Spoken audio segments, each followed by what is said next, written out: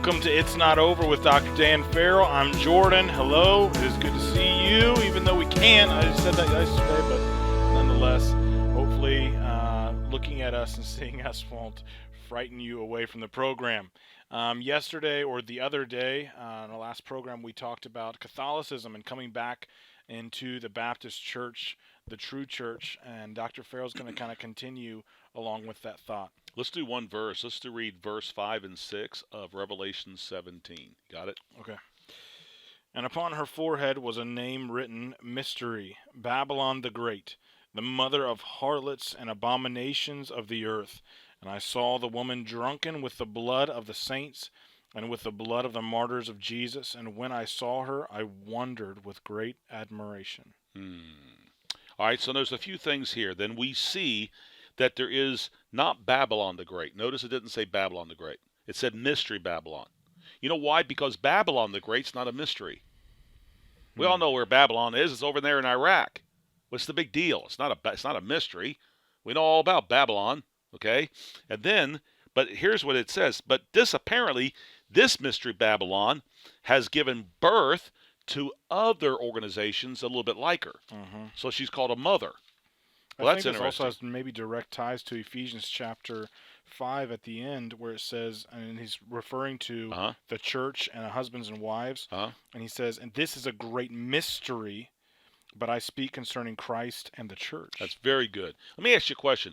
Is anywhere in the New Testament a church referred to as a mother? Help me out. Where?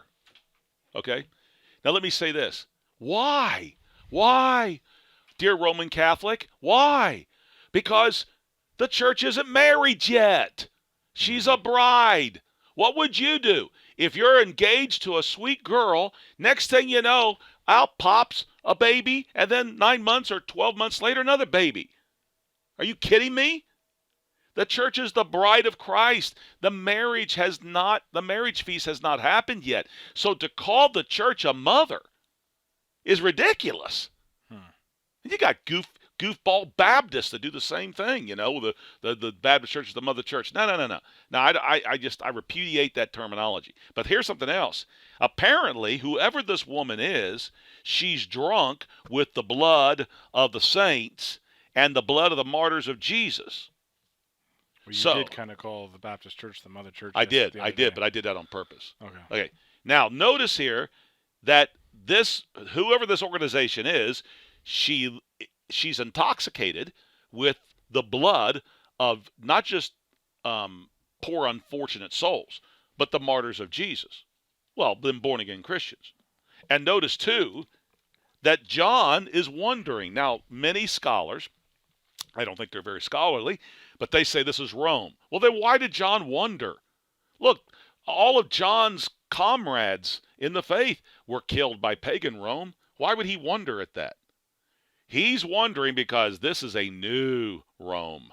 This is a ecclesiastical Rome. This is a mystery Babylon. This is a Rome with holding a cross. That's right. This is a Rome that claims to be the Holy Mother Church. Listen, Roman Catholics, I'm asking you, you need to come back home. You need to come back to the true church. The true church. The true New Testament Baptist church. That's what you need to do. Really, honestly, you need to be, yesterday we talked about this, you need to be born again, you need to submit to believers' baptism, you need to believe the Bible, and you'll go through some culture shock. You know what I mean? We don't have all the candles, right? And we're not going to have Gregorian chants and things like that. And by the way, we don't believe in preached in an unknown tongue. So there's not going to be any Latin, unless everybody knows Latin, then I'll preach in Latin. But, even when I preach in Greek, I translate. So if there be no interpreter, hush up. So we have our church services here in America. We have them in English, if that's okay. So there'd be some culture shock, but you'll get over it. You're broad-minded. You're not that petty. So here's my point. I want you to come back. Now, I'll tell you something else, too. Let me ask you, dear American Catholics, and, of course, some of you Filipinos are watching, and some of you dear people from India. We're getting all kinds of people watching. All right, now listen. Do you believe that the church needs to be totally wedded to the state? Do you believe that? Do you want the American government and a church, whatever it is, to have total union? Do you want that? Why, come on, Catholics. Many of you believe in the U.S. Constitution. Many of you believe in the Bill of Rights. Many of you are conservative. You're fed up with the direction that America's going. Okay, I get it. All right, now let me ask you a question. That's another reason why you need to come home to a true New Testament Baptist church. You know why? Because Baptists historically have believed in the separation of church and state.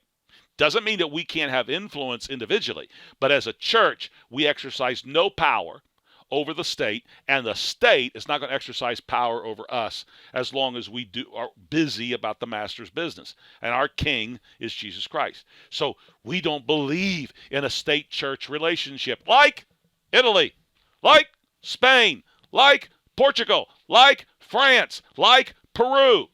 Got it? We don't believe in it. Now, do you? Come on, dear Roman Catholic.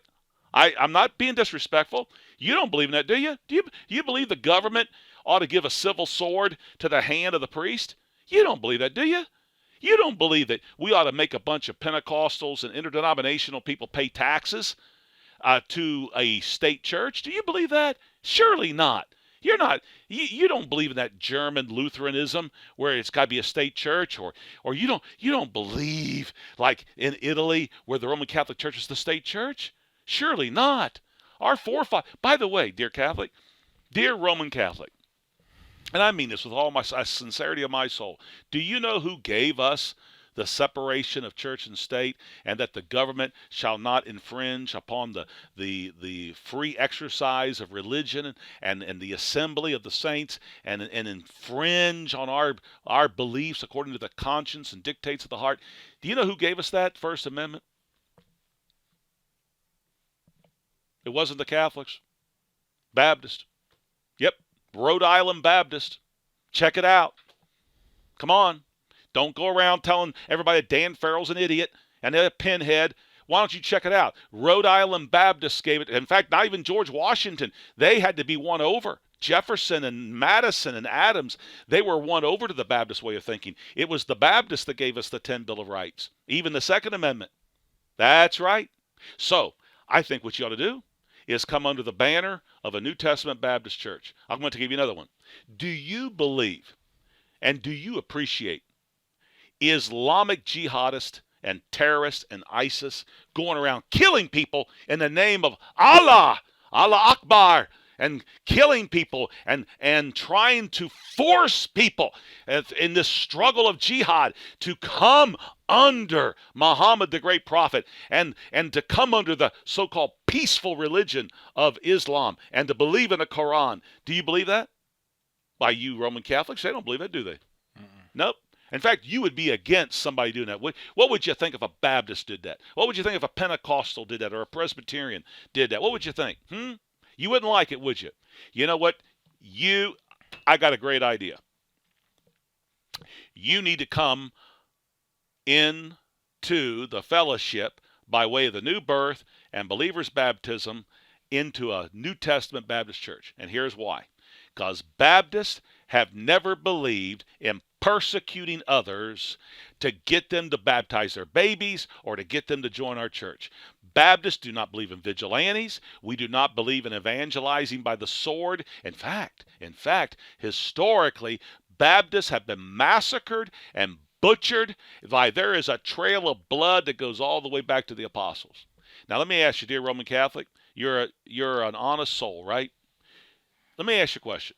Please listen. Please listen.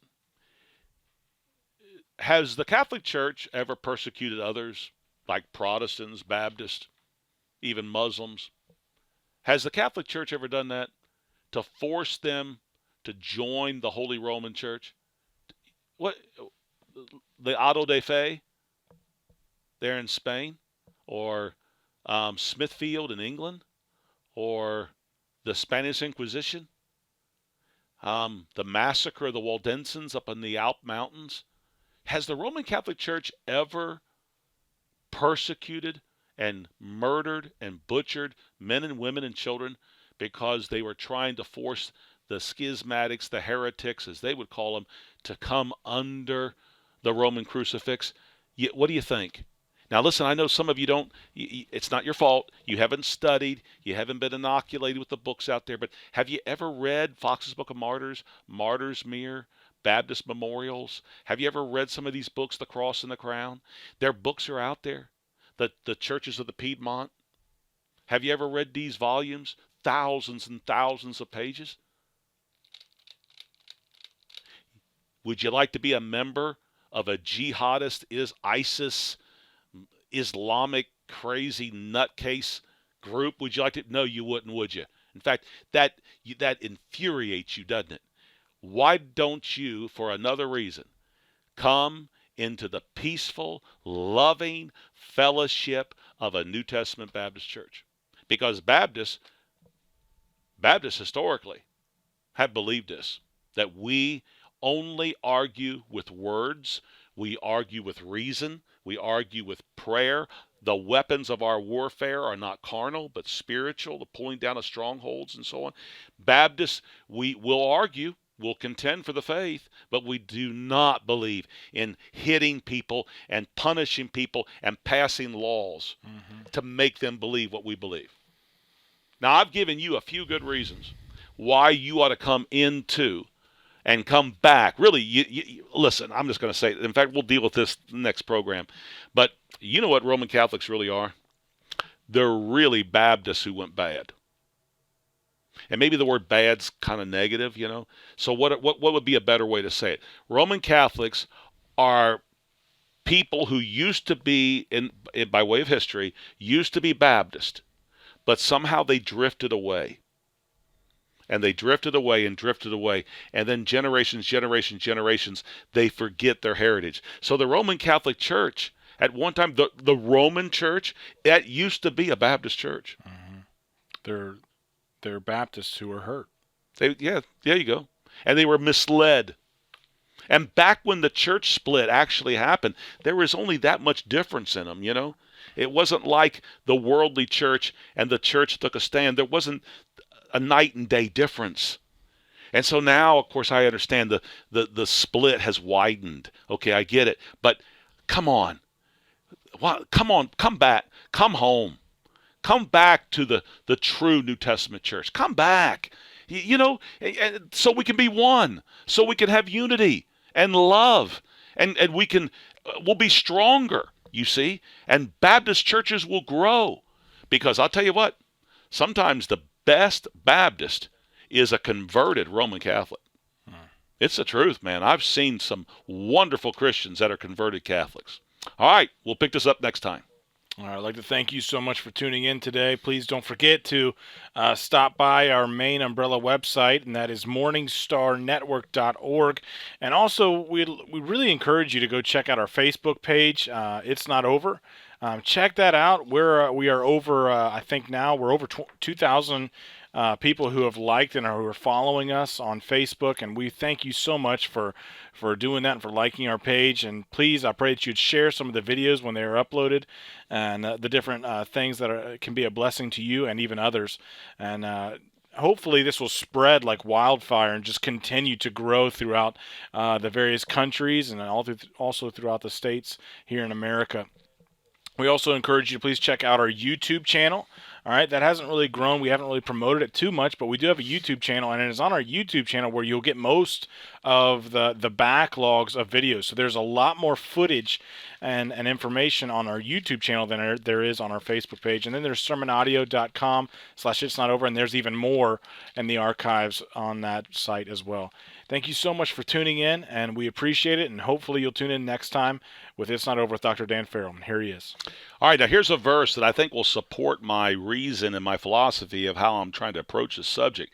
For by one Spirit are we all baptized into one body, whether we be Jews or Gentiles, whether we be bond or free, and have been made all to drink into one Spirit. And I believe that's the local church body, you see, and that baptism is that scriptural baptism. I'm telling you, it would be so exciting if you Roman Catholics would come back and join a New Testament Baptist church by the new birth and scriptural baptism.